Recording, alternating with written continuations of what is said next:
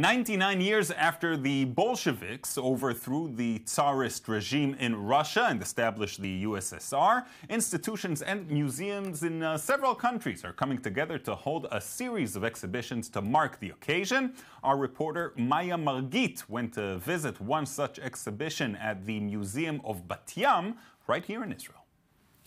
It's been 99 years since Russia's tsarist regime was overthrown and a communist one took its place.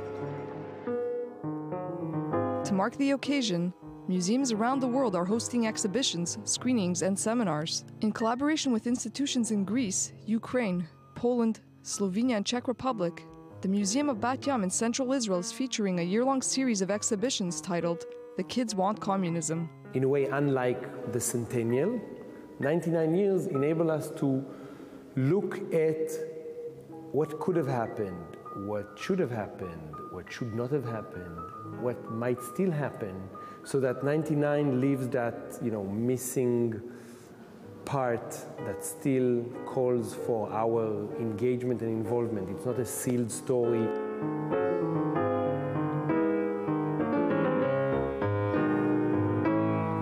More than 2 decades after the Soviet Union collapsed, the exhibition hopes to open a space for discussing communism.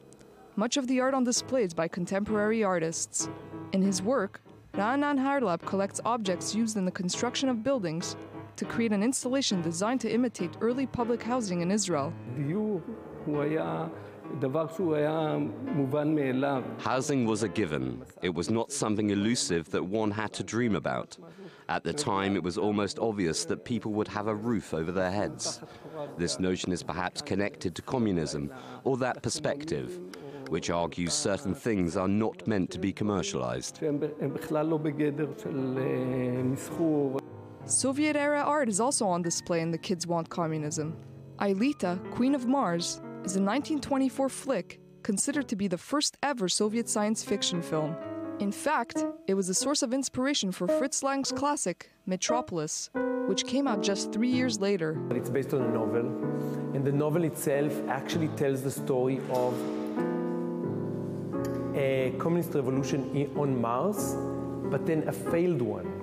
In the film, the main character travels to the Red Planet and helps lead a revolution against its aristocratic overlords. However, a new totalitarian state soon takes its place. Originally embraced by the USSR's ruling Communist Party, the movie was later banned by Stalinist critics. Other works in the exhibition also highlight the significance of Mars and its connection to Red October. Noah Yaffe's Red Star is an installation that presents a diorama of Mars, as well as the unmanned spacecraft which landed on the planet in the 1970s.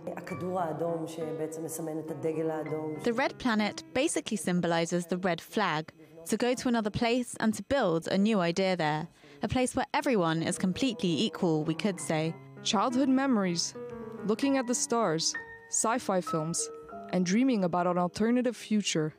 Like Mars, these elements in The Kids Want Communism combine to become symbolic of the unattainable ideals of Bolshevism.